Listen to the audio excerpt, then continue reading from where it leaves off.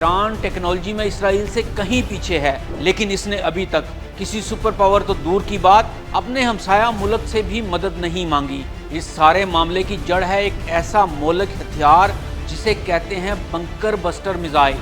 ये एक ऐसा हथियार जो सिर्फ अमेरिका के पास है और दुनिया की किसी और फौज के पास नहीं है। ये वीडियो इसी राज से पर्दा उठाएगी कि बंकर बस्टर मिसाइल आखिर होते क्या हैं, ये किस तरह ज़मीन के अंदर गहराई में छुपे दुश्मन को निशाना बनाते हैं, ये मिसाइल कितने ख़तरनाक और महंगे हैं, क्या वाकई इसराइल के पास ये हथियार नहीं है, और अगर अमेरिका ईरान पर हमला करता है तो इसके नताइज क्या होंगे।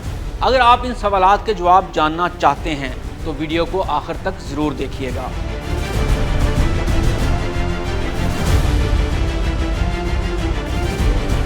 तो आइए सबसे पहले जान लेते हैं कि बंकर बस्टर मिसाइल क्या होते हैं। ये आम बम्बों की तरह नहीं होते कि सिर्फ ज़मीन पर गिरे और धमाका हो गया, बल्कि एक ऐसे शैतानी हथियार हैं जो ज़मीन के अंदर गहराई में घुसकर तबाही मचाते हैं। इनका काम है ज़ेरे ज़मीन बंकरों, न्यूक्लियर प्लांट्स या खुफिया फौजी तंसीबात को निशाना बनाना। मसलन अगर कोई दुश्मन अपना एटमी प्लांट 60 मीटर ज़मीन के नीचे बनाए तो ये मिसाइल इसके दिल में घुसकर धमाका करते हैं। तो आइए देखते हैं कि ये मिसाइल कैसे काम करते हैं।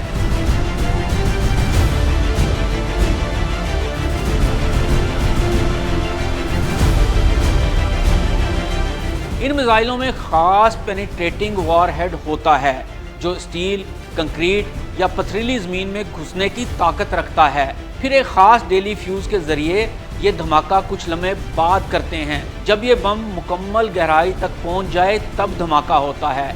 इनमें जीपीएस या लेज़र गाइडेंस भी होती है ताकि हदफ 100% निशाना पर हो। तो आइए देखते हैं कि ये मिसाइल कौन से हैं और कितने ख़तरनाक और महंगे हैं।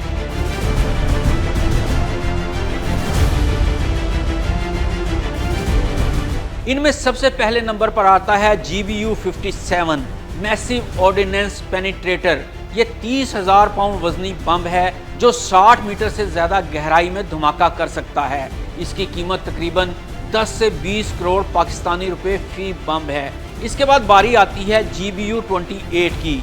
ये बम कम गहराई के लिए इस्तेमाल होते हैं, लेकिन तबाही इसकी भी बहुत शदीद होती है। इसकी कीमत फी बम तकरीबन 2 से 3 करोड़ होती है।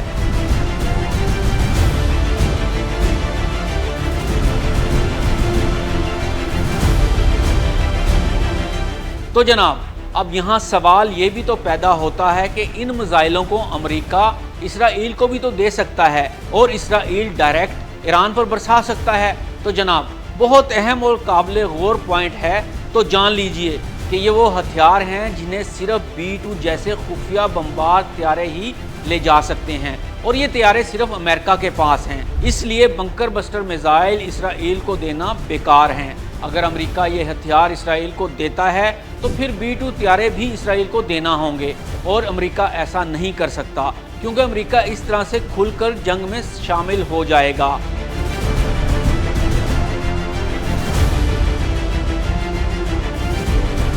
यहाँ जानना ये भी ज़रूरी है कि इसराइल के पास GBU-28 जैसे कुछ बंकर बस्टर बम मौजूद हैं जो इसे अमेरिका से मिले हुए हैं, लेकिन ये ईरान की गहराई में मौजूद न्यूक्लियर साइट्स के लिए नाकाफ़ी हैं।